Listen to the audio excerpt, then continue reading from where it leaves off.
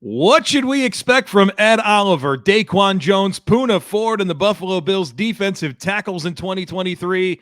There's plenty to get into, and I'm breaking that down today on Locked On Bills.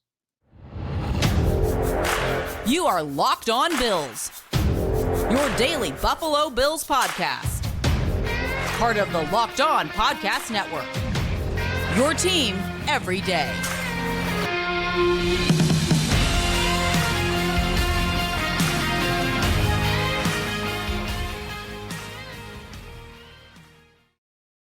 What's up, Bills Mafia? It's Joe Marino, author of Go Bills and Buffalo's Run, also the co-host of the Locked On NFL Scouting podcast, and I'm your host of Locked On Bills. I want to thank you for making Locked On Bills your first listen every day, and a big welcome and shout out to our everydayers. You know who you are. Those of you who never miss a single episode, I appreciate y'all being here very, very much. I'd also like to invite you to subscribe or follow for free on YouTube or wherever you listen to podcasts. We're part of the Locked On Podcast Network, your team every day. Today's episode is brought to you by LinkedIn Jobs. LinkedIn Jobs helps you find the qualified candidates you want to talk to faster. Post your job for free at linkedin.com/LockedOnNFL. That's linkedin.com/LockedOnNFL to post your job for free. Terms and conditions apply. Well, folks, excited to talk defensive tackles with you today on the podcast. We're working our way through our positional previews, if you will, entering training camp. And we've got 4 more to do this week: defensive tackles, linebackers, corners, and safeties. And so today we will talk all about these defensive tackles. We'll start by reflecting on 2022, talk about the personnel changes year over year, and what does that tell us about the future. I've got my biggest questions now and in the future, and then, of course, my expectations for the Bills' defensive tackles in 2023. But let's start with a little reflection on 2022, and we'll begin this conversation with Ed Oliver, who it was his 4th season, played and started 13 games, was on the field for 60% of the defensive snaps, had 2.5 sacks, 9 tackles for loss, 31 pressures. And, of course, the Bills signed him to a big contract extension this offseason, $17 million a season for the next 4 years. So a very healthy extension for Ed Oliver. We'll talk a bit more about that later on. But when I think about Ed Oliver in 2022, I'm reminded a lot of injuries. Ankle injury week 1, high ankle sprain caused him to miss 3 games. Then he had a calf injury. Then he had a pectoral injury later on in the season. And that limited him, because it felt like coming out of 2021, Ed Oliver was developing into the player we hoped he would develop into as a top 10 pick. And the conversation coming out of 2021 was, do the Bills pick up Ed Oliver's 5th-year option? And the answer was a very easy yes for just about anybody who you would ask. And then the injuries plagued him in 2022. Didn't quite have the impact we were hoping for, especially you felt it later in the season when you're looking for guys to step up. As the unit's banged up, you lose Von Miller, and Ed Oliver didn't necessarily do that. But his trajectory coming out of 2021 was really good, and we've certainly seen a lot of high-level flashes from Ed Oliver. And the way that I would kind of sum him up is that Ed Oliver is not an elite player or a consistently dominant player, but he is a consistently good player that is sometimes dominant. What we're looking for is more consistent dominance out of Ed Oliver. And hopefully he can be healthy and live up to that contract moving forward. DaQuan Jones, 16 games, 16 starts on the field for 61% of the defensive snaps, 2 sacks, 3 tackles for loss, 30 pressures. And folks, DaQuan Jones was one of my favorite stories of 2022. He was terrific.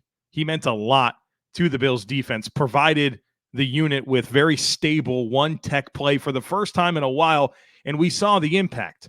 No wonder Tremaine Edmunds and Matt Milano had their best year together. There's no question. They played 5 seasons together, Milano and Edmunds, and there's no doubt in my mind that collectively last year was their best season. Well, why was that? Well, they finally had an absolutely good one technique, nose tackle. Those guys are so important. And DaQuan Jones has been a very good, reliable player throughout his career. and you felt his absence when he wasn't available for the Cincinnati game in the playoffs. And he's just a player that I'm so satisfied with. He's been really durable throughout his career. Only missed 4 games since 2015. That's a long time, folks. Love having him. Love having him around. His impact as a pass rusher was more than I thought it would be last year. He had 33 pressures, which were a career high by a good bit. And so I'm excited for DaQuan Jones in his second season in Buffalo in 2023, but he was outstanding in 2022. You had Tim Settle as part of this mix. 15 games played, 2 starts on the field for 38% of snaps, had 1 sack, 4 tackles for loss, and 1 pressure. And Tim Settle's a player that when I look back on 2022, it's a very different conversation than DaQuan Jones, where I was very satisfied with DaQuan Jones, but Tim Settle is a player that I was hopeful to get a lot more from. We talked a lot about how in Washington as a depth player, he didn't get a ton of opportunity, but the flashes were exciting. But then in Buffalo, he gets more opportunity, but that didn't necessarily translate to more impact. Very modest contributions last year, both as a run defender and as a pass rusher. And then you get to Jordan Phillips, who played in 12 games, started 1 on the field for 43% of snaps, had 1.5 sacks, 3 tackles for loss, and 19 pressures. And for Jordan Phillips, I thought he played really well against the Rams in week 1, but then everything after that felt very inconsistent. And injuries were a problem for him, and they've been a problem for him over the last 3 years. He's entering his age 31 season, missed 7 games in 2020, missed 8 games in 2021. He missed 5 games in 2022 and probably should have missed more. He tried to play hurt. And I'm concerned about the trajectory here. A guy that is a big-bodied dude that has some athleticism, but injuries have just really derailed him since that big breakout season with the Bills, where I think he had 9.5 sacks. He got the big deal from Arizona, was hurt for 2 seasons, gets cut, comes back to Buffalo, and has more injuries. And so what can you count on from Jordan Phillips? We'll talk more about that in the next segment. But when I think back on Phillips in 2022, you saw some flashes, but him trying to play injured so much really took away from his ability to make an impact. And so I guess that's kind of the group, right? That was the core 4, if you will, Ed Oliver, DaQuan Jones, Jordan Phillips, and Tim Settle. The bright spot to me was DaQuan Jones. I thought he really came in and played good football, but then you look at the other 3, Oliver, Settle, and Phillips, and all 3 battled injuries all season long, which led to consistency problems. And so you're hopeful for a more healthy situation in 2023. And certainly the arrival of Poona Ford helps because you have more depth. But you need these guys to be healthy and collectively play better along with DaQuan Jones. And if that happens, you can see this unit being much more consistently impactful. And I guess the same kind of extends to the edge group, right? I mean, you're bringing back so much. You're bringing back everything. You're not losing anything from last year at defensive tackle or defensive end. You basically just added some players to the mix in Leonard Floyd, in Poona Ford. You got some other guys like a Shane Ray or a Cameron Clyde that you can bring up. But I look at this defensive line situation collectively, and I see everybody's back. And for the most part, everybody should be healthy, minus Von Miller to start the year. And then you just add Leonard Floyd and Poona Ford into the mix.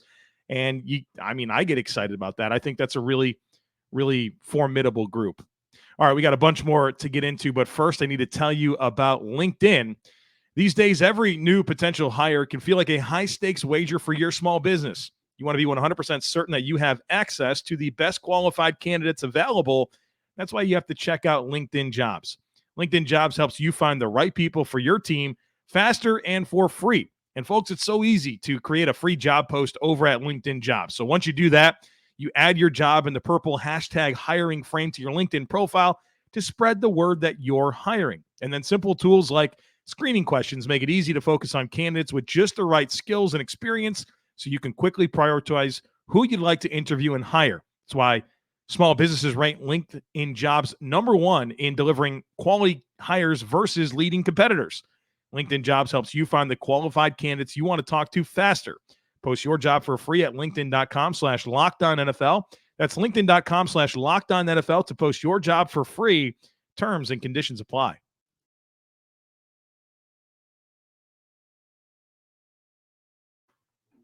All right, folks, let's talk about the new makeup of this position group. Like we mentioned, everyone's back. So 2022, DaQuan Jones, Ed Oliver, Jordan Phillips, Tim Settle. All of that's back in 2023, plus Poona Ford.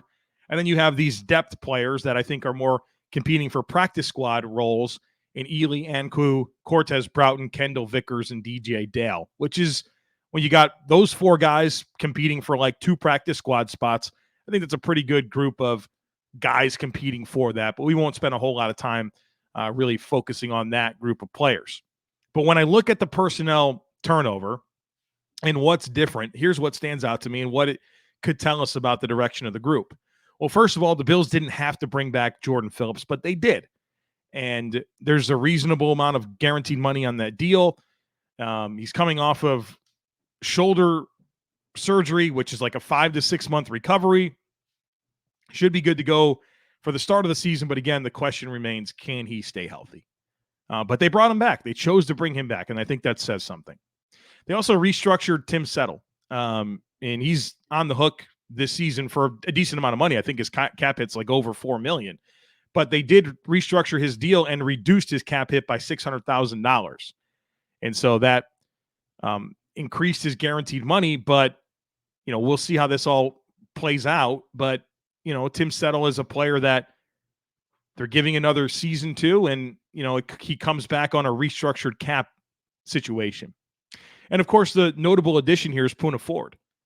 And when I think about that addition, and I've talked all about it, I'm very excited about Poona Ford. I think he's a very solid A-gap defender that has some versatility. But, when I think about defensive tackle, it's another spot on this roster. We've kind of been through this where the Bills had some attrition in terms of injuries in 2022, and then getting more depth was then a priority in the offseason.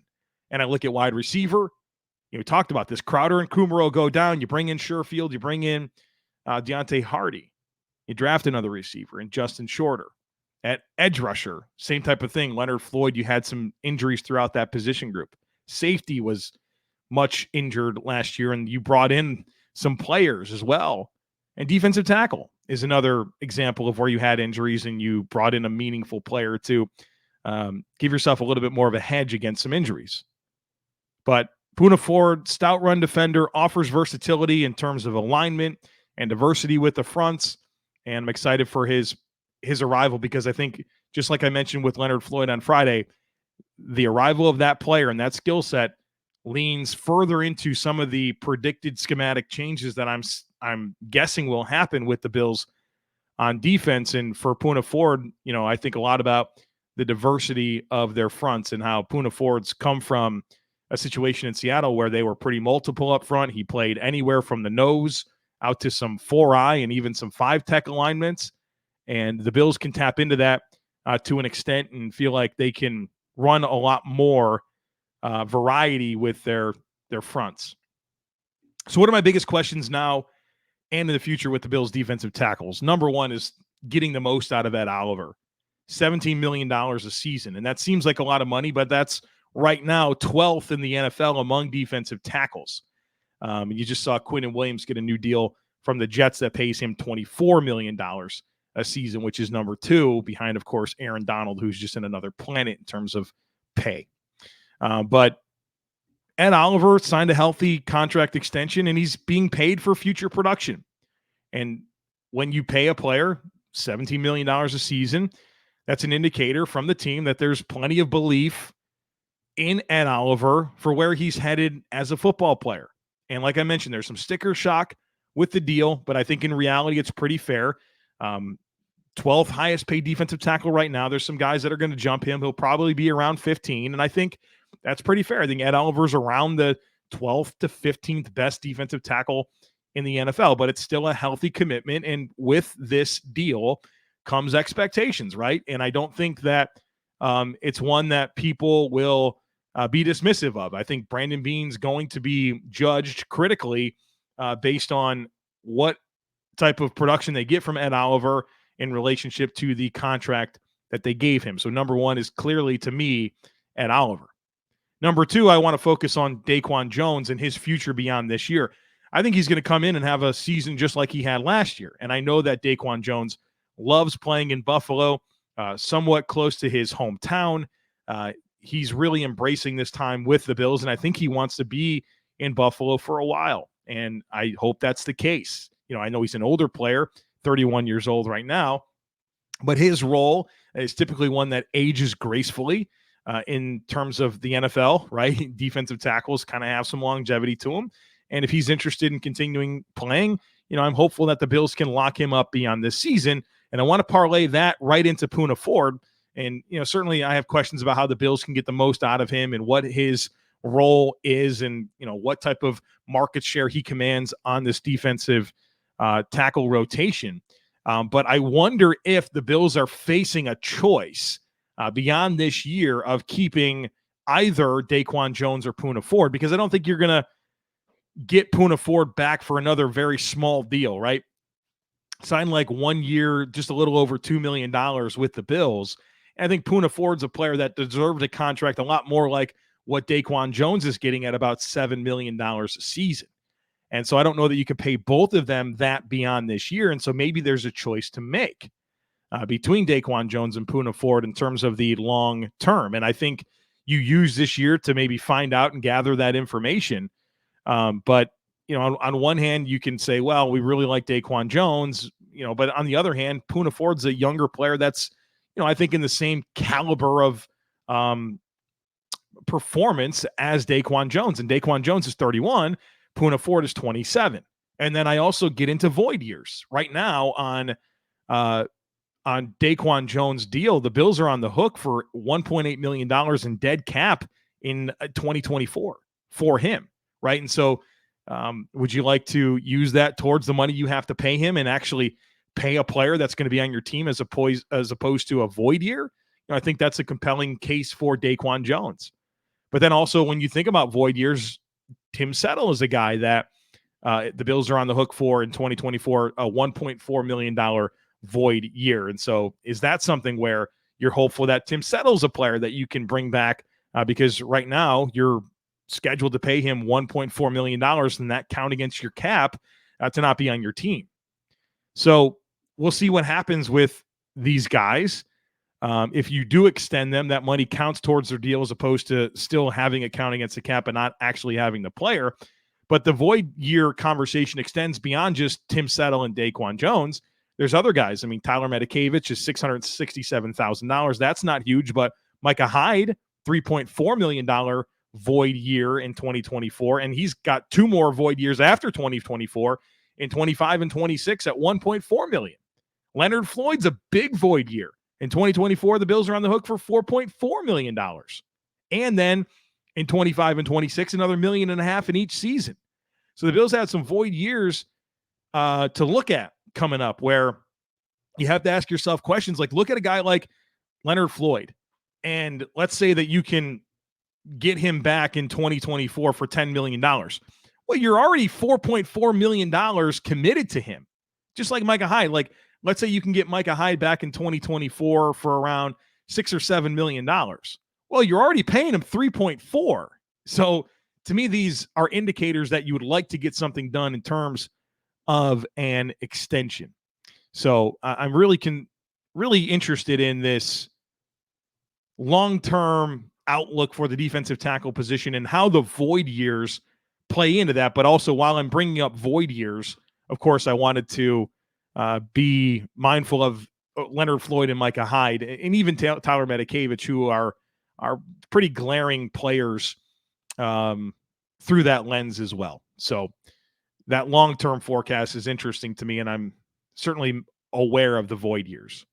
All right, folks, we've got my expectations for the unit coming up here after a quick break, in addition to a couple more questions that I have about the position group. Stick with me. Need a quick break. I'll be right back.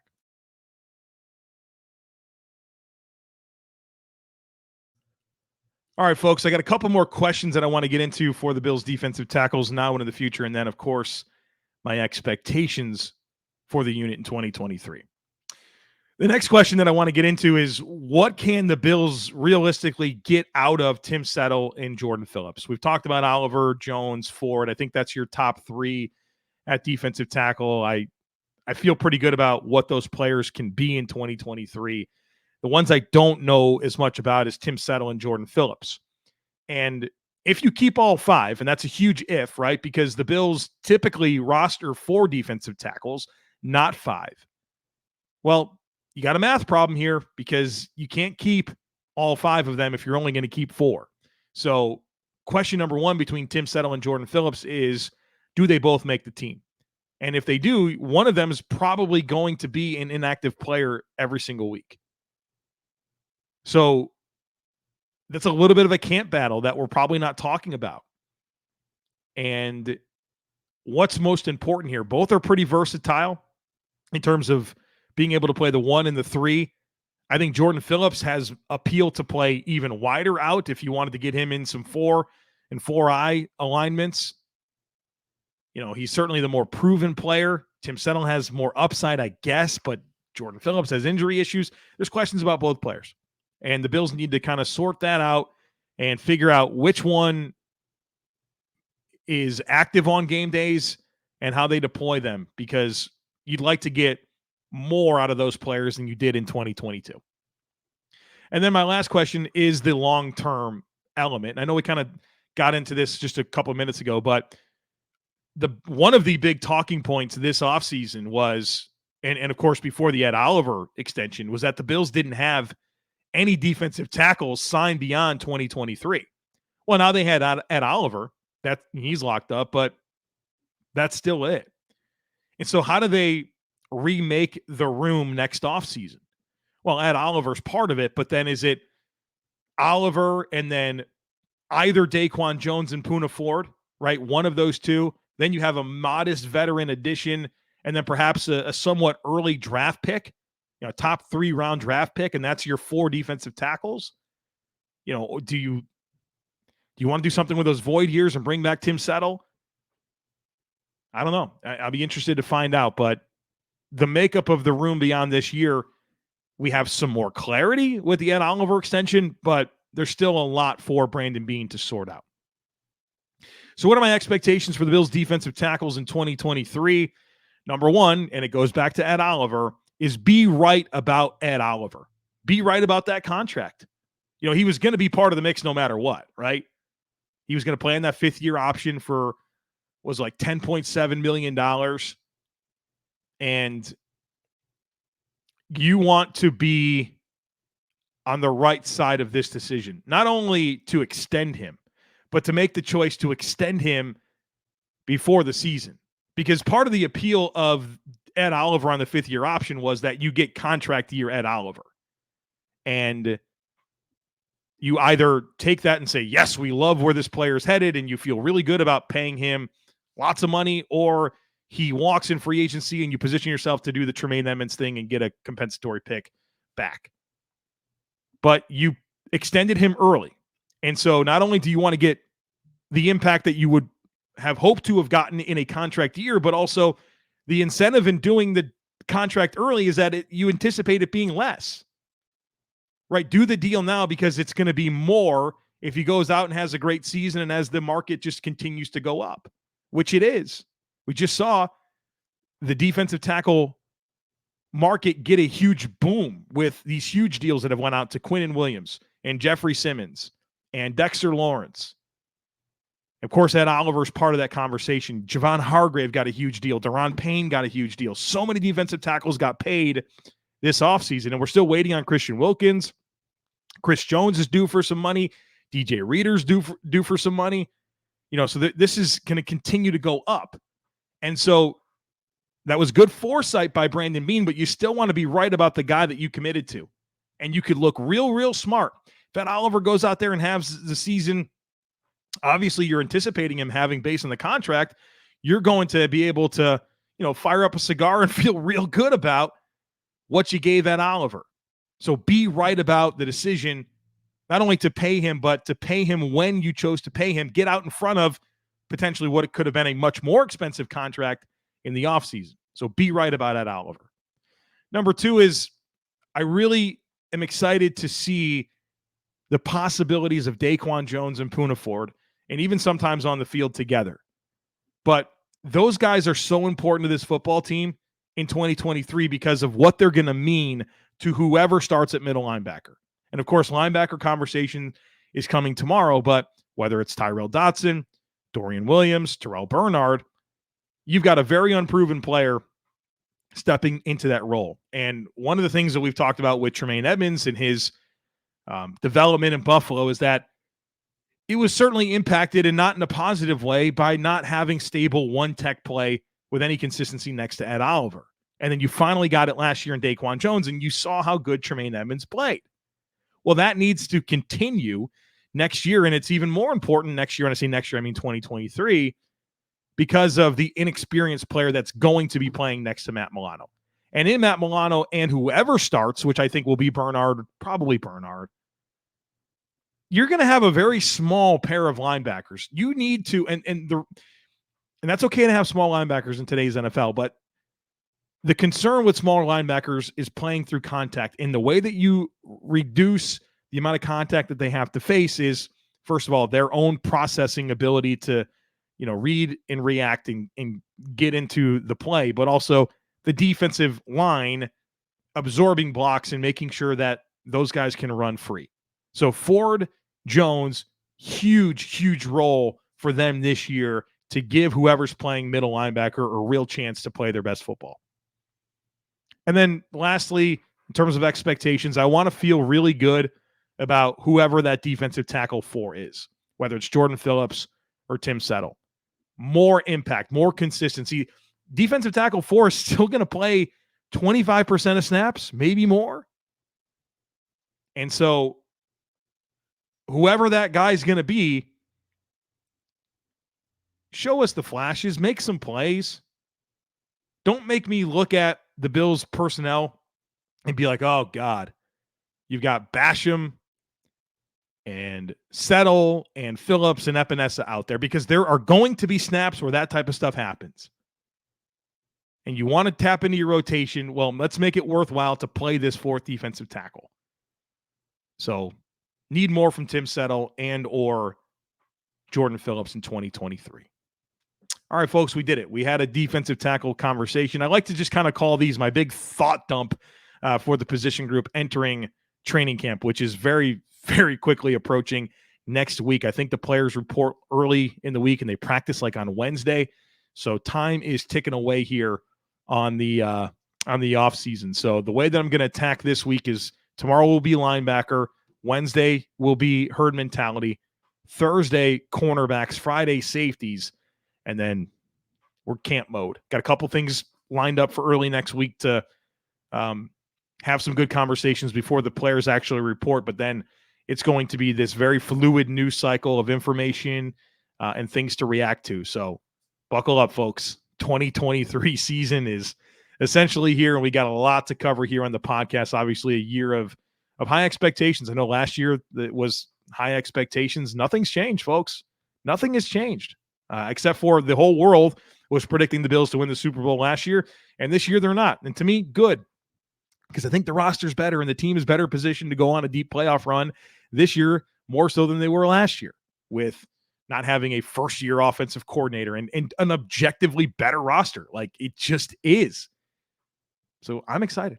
I'm excited for it. Buckle up. Join me for the journey here on Locked On Bills. Hit that subscribe button. Would love it if you took a second to rate, review, and share the podcast. Have a great rest of your day. Go Bills. I look forward to catching up with you again tomorrow.